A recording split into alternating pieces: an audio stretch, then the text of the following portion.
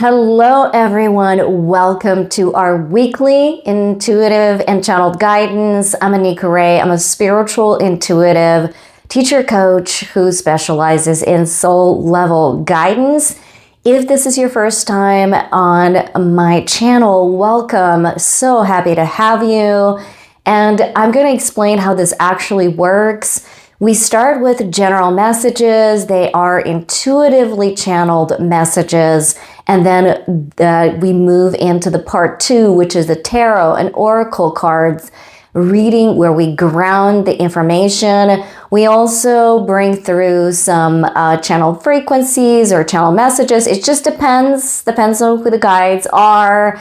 And so on that note, we are going to get going, but I do want to give you just a little bit of heads up. If you hear me, I'm a little bit under the weather, although that doesn't stop me from doing my spiritual work and doing this video for you. But I'm just very transparent, and that's why I wanted to share that with you. Okay. So right away, I feel like as I'm recording this video, we are in some major astrological, sort of like celestial, if you will, events. We do have the year of the fire horse. It's Chinese New Year. Happy Chinese New Year to all of you that celebrate the year of the fire horse, which is very transformational. You can read really a lot about that from the astrologers. I'm not an avid astrologer, but I know enough.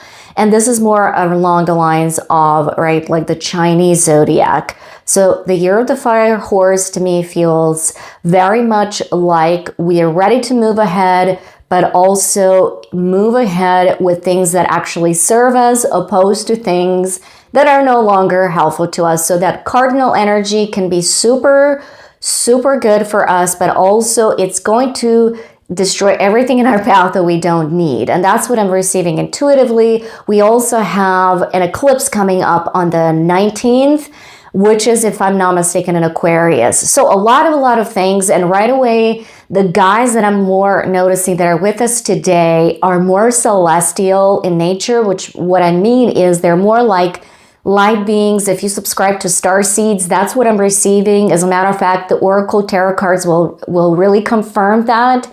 We have a council of light with us.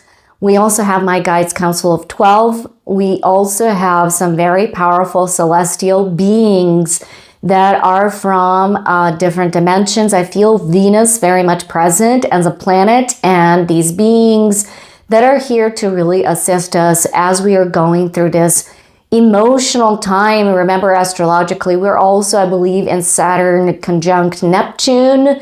Again, I'm not an avid astrologer, but we're going to jump into the messages. And right away, what I'm getting from the guides is to open your heart, because there is this need for us to expand on our heart center, because the heart is something to do with toroidal field, right? The field within our hearts, and also to open or work with our light bodies. We are called into the space where we're no longer sort of like foreigners to our own light energy, light body, to manage our energy, because energy is very important and it reflects and carries all of the energetic patterns from the past, from today, from this lifetime.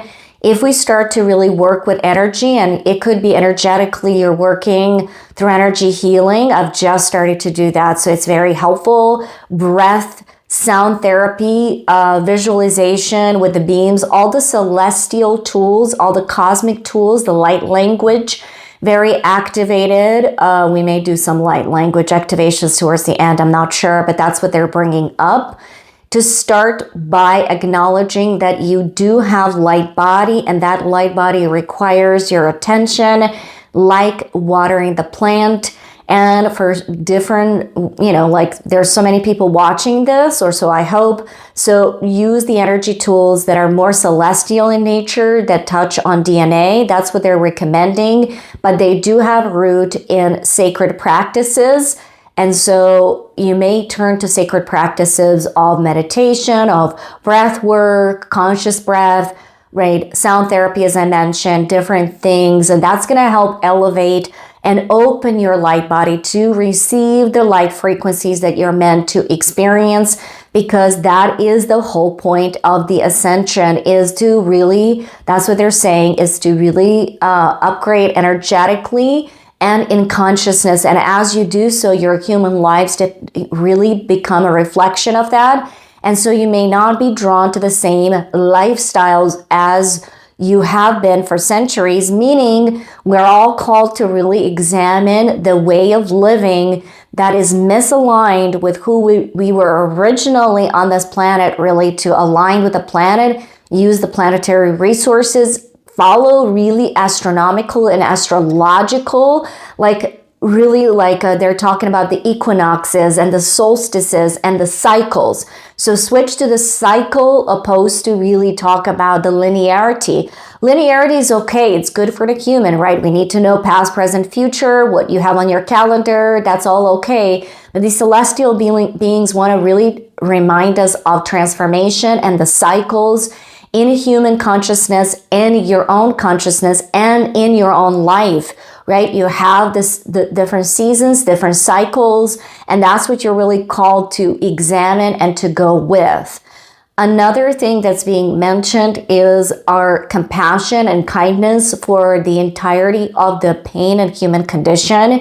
A lot of people on the planet, including us, right, are in the energy of lack and deep emotional pain, suffering. There is a lot of suffering on this planet.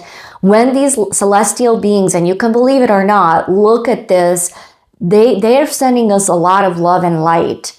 They don't want to see this on this planet. A lot of us don't want to see this on this planet, but this is not, they're saying, you against the world. This is you serving as a reference point, how you speak, how you behave, how kind you are towards others, spreading that love and light throughout the universe. I'm getting goosebumps. Throughout the universe, it is your responsibility. It is not to save the world. It's not to go against the world.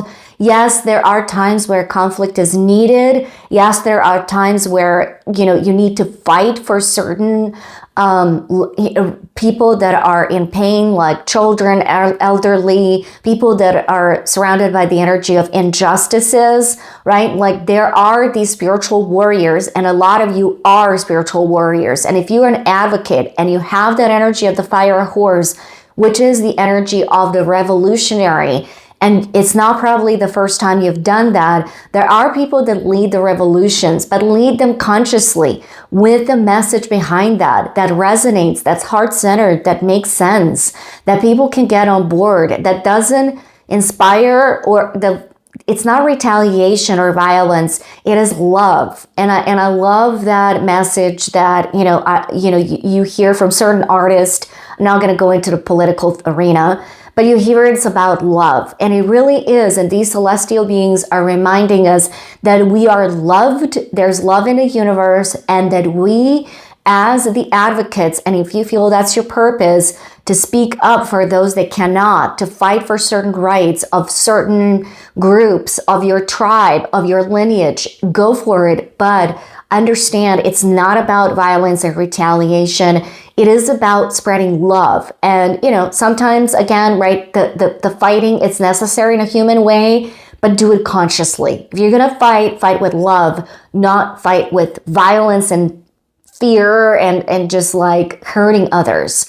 It's really going back to Jesus's words, love your enemy. And this is coming from the celestial beings.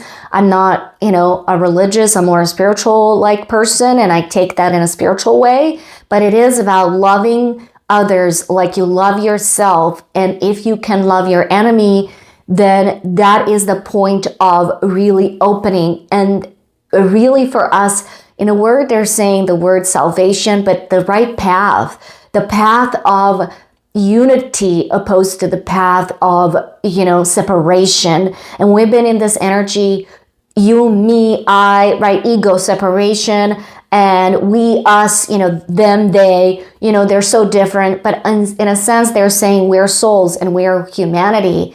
And we are part of the universe. We are light. We're consciousness. We're not separate than these celestial beings and not separate than other people. So if we can really take that message and run with that. That is the message that they're leaving us with.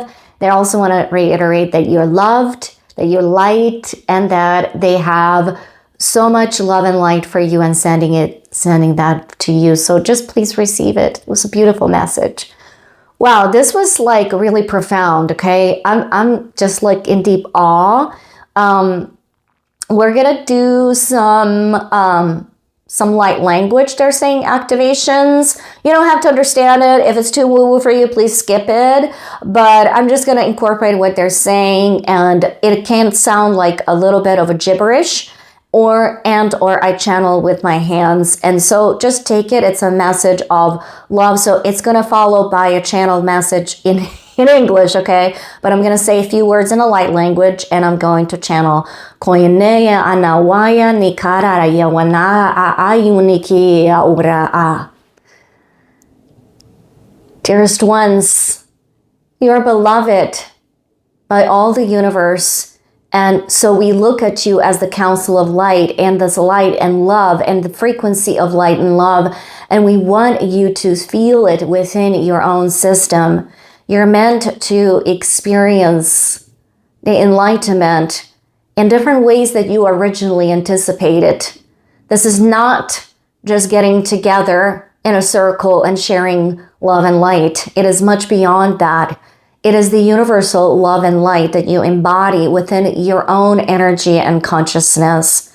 And we want to create openings for you to step into that space of love and light and embodiment at your own time and pace, because you see, you're not all meant to experience this in the same way. Although those that are meant to experience it in the same way will find each other. And so it is. Well, I hope you enjoyed that.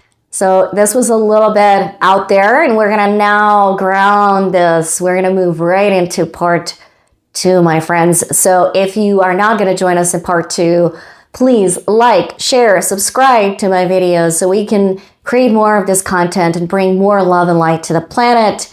If you're interested in some personal guidance, the links will be in the description. I'm sending you lots of love and light, my friend, and I will see you in the next video.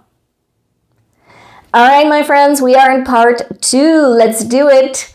Grounded with some tarot and oracle cards. I am so excited. I'm going to show you the card, and then I'm going to do intuitive channeling. Again, full transparency. Those of you that are traditional tarot and oracle readers, namaste. My love to you, honestly, because I am trained traditionally. I have taken tarot trainings and classes, and of course psychic development. However, I do it intuitively and channeled messages because that is more my style, and that's how my guides work with me.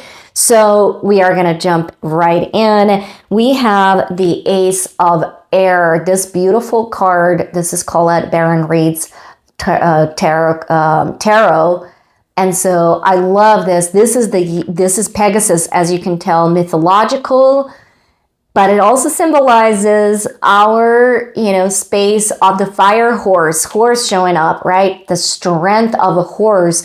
The Ace of Air is like that ace of, the sort of like the air signs, right? The clarity, the sharpness of the mind. And they want to remind you that the clarity comes from the heart first, even though this is an air sign, right? These are the swords, the Ace of Swords card, which is the Ace of Air.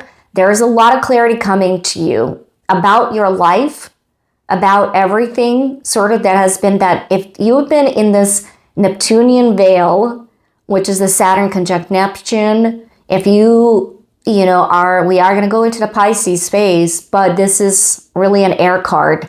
So lean into the Neptune. The Neptune shows you a lot of illusions. And so you're meant to get the clarity beyond the illusion, because that's what Saturn does for us. And so you're going to ground these thoughts. A lot of thoughts that have been scattered will come into alignment, even though we're coming into Mercury retrograde as well on the 26th. But this force is basically saying, no BS. You're going to put things right in perspective. You're going to bring things in. You're going to ground it. You may have a sharp tongue during this time. So just be aware that your thoughts will communicate your truth. So personal truth is really coming out very strong. Speaking your truth. There may be a lot of conflicts in the collective. We're getting ready for some major things happening. You know, we've got a lot of astrological celestial events. So ground yourself, okay? Speak your truth, speak your mind, get your thoughts grounded, but honor your truth. That's what's coming from this card. And then we have the Ace of Fire, which is the Ace of Wands. Wow, the fire horse is really here. Listen, this is about movement. It's not a Chariot card, but it does mean your thoughts and your truth communicate your purpose and desire. Align with your purposes. Honor where you are in life. There is no need for you to really change anything, but just move forward. You're actually going to start to trust your path. If you have not trusted your path, the universe and the celestial beings are saying, trust your path. You're going to move forward, but move forward with discernment and with that clarity of thought. And then here's the Tower card. Don't be afraid of this Tower card. This really means transformation. Whatever, remember in the beginning, if you have listened to part 1, whatever it is that's not serving you must fall off. There have been some karmic patterns. You're repeating certain things. You have done this cycle. Can you say goodbye to the cycle and just be like, okay, I've learned. So not to say that these lessons are now going to transform into something else, but good news is you're closing the chapters and you're transforming and you're fully stepping into that transformation. You're trusting the path of transformation. A lot of you, there's going to be changes or your attitude towards how you live, how you work, where you live, who are your friends, who are you associated with, boundaries. All of this is a Tower moment. You're going to look at your life and you're going to be like, this doesn't fit me anymore. I don't want to do this. I don't want to do this.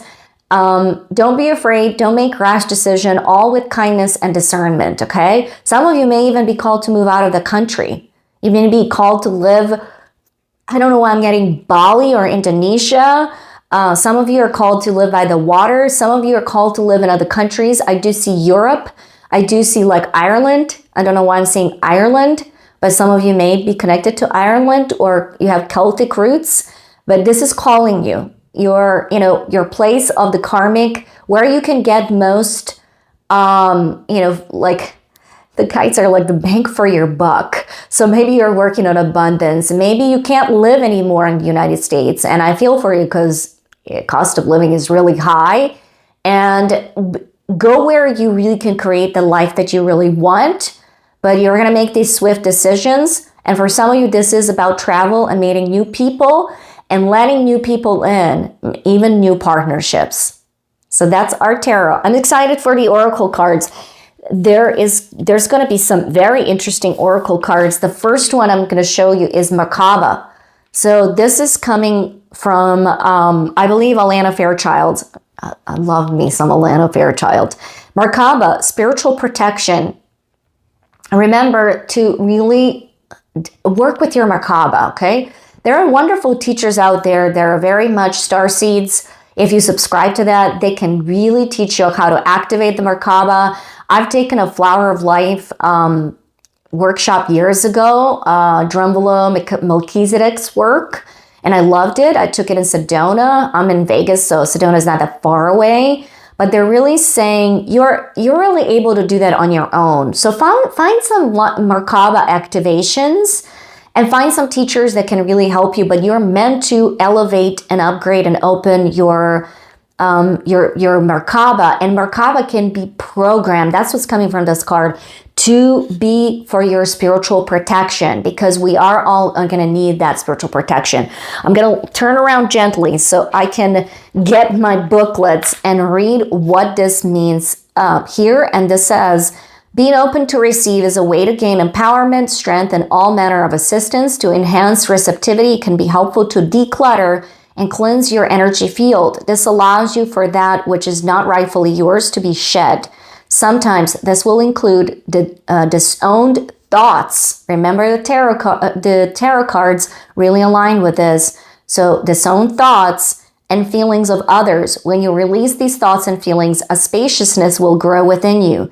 Then you can receive more of what is rightfully meant for you, your divine good in all ways. Invocation. Invocation is like affirmation, but with like a spiritual charge. So let's do it. I'm going to read this out loud. I want you to be tuned in. I'm actually going to include that into this description. I call upon unconditionally loving divine protection. The sacred chamber of light, the Merkaba of divine light is around me now. I choose of my own free will under divine authority and grace to release any and all connections, content, and contaminants that do not serve me through unconditional love. I choose of my own free will to take my journey into the most joyful and loving way possible. I open to divine grace for cleansing and protection of my integrity at all times. I am free to simply be in the truth of me. May all beings be blessed and protected. May all beings be happy and free. Through my own free will, so be it. And so it is. Beautiful. I love Atlanta Fairchild. She's such an amazing teacher. If you have a chance to study with her, absolutely study with her. All right, we're going to move on with a few more oracles here, and I'm going to show you the next one. This is from Colette Baron-Reid. I love her goddess oracle. I love these goddesses. Parvati, and I'm going to show you Morrigan. Celtic, our Celtic. I felt that energy of Celtic. Devotion and death and magic. Well, a lot of you are light workers, but this is really about your path and being devoted to the magic of the manifestations. I think Morrigan is really inviting us to let go of what no longer serves us and to really align with our path. And Parvati is reminding us of commitment to ourselves, but also to your heart. And not to be, and this is what I'm intuitively perceiving, not to be afraid of your own heart, your own desires, and love that guides you through it. I'm going to turn around so I can get this and read. Oh, sorry. Wow, I'm so sorry. I hit myself. That is not nice. I'm going to read the empowerment message, and then there is alignment message. I'm called to read the empowerment message of Parvati. The number is 41. That adds to 5. It's change. True commitment comes from the wholehearted living in body, mind, and spirit. When the Hindu goddess Parvati rises up to greet you, she's acknowledging you for your sincere devotion to personal growth. When the world is in so much turmoil, it's not easy to devote yourself to higher knowledge and a strong faith. But if you are here to serve others by being a bearer of love, compassion, and light, you must commit yourself every day as unwavering in your devotion as Parvati was to Shiva and her goal of bringing peace to the world. Parvati asks you that you find silence in daily meditation and contemplate your devotion as well as your commitment to all of life and to making this world a better place. The great goddess is present when you renew your devotion and make the relationship primary above else. Then in all areas of life, your every choice will be in alignment and in service to the truth. When a goddess Parvati comes to visit, it's a beautiful sign that you're on the right track. Remember, I said you're meant to align with your path. And then we have the 37, which is Morrigan. And I'm actually called to read the alignment message here.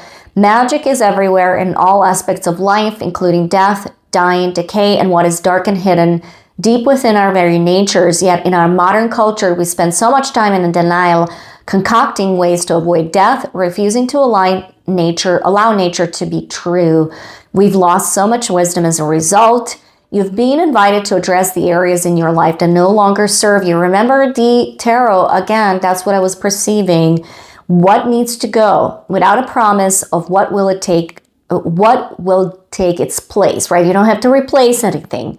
Do you need to walk away from someone or way of behaving or thinking?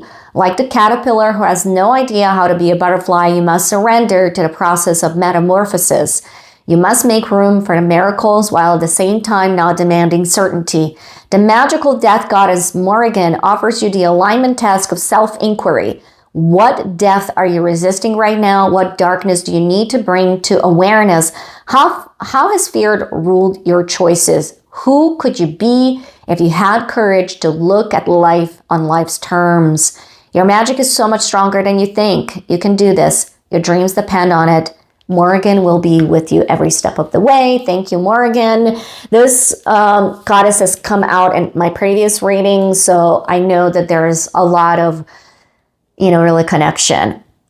Finally, we're going to do Kyle Gray's Divine Masters against Celestial Beings. I'm going to show you the Divine Director card and then the Hanuman card, which is Devoted Warrior. So trust the process and let God's love hold you in strength.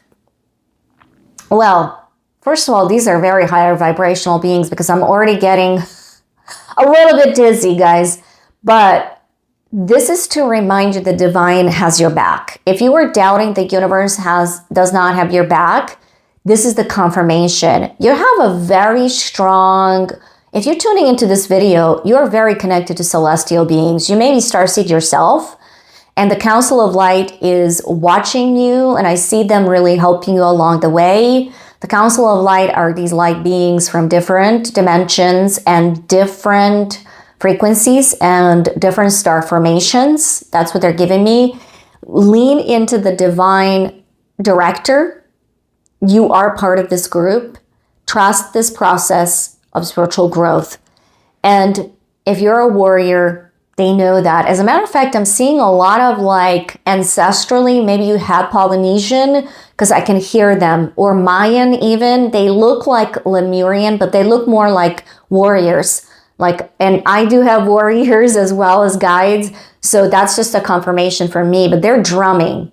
So a lot of Mayan, and I see some Polynesian, they're huge. So big, statuesque warriors. Let me honor Kyle Gray's message here. The Hanuman is when you devote yourself to a vision with unwavering faith, you welcome in support of the universe. Today, devoted heart of Hanuman is guiding you to reflect on your strengths and talents.